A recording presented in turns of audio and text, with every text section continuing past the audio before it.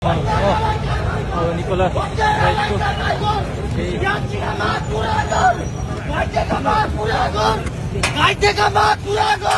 पत्रो रगले उनलाई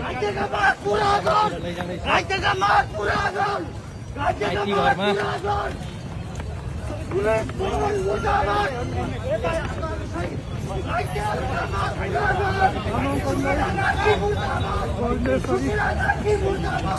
आइटी घरमा रङका छ आइटी घरमा कविता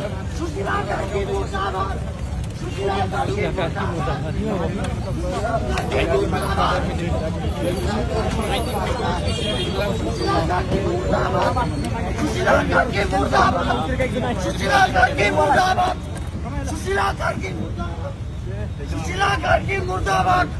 हत्यारालाई कारवाही गर हत्यारालाई ल जाऊ भाइ अब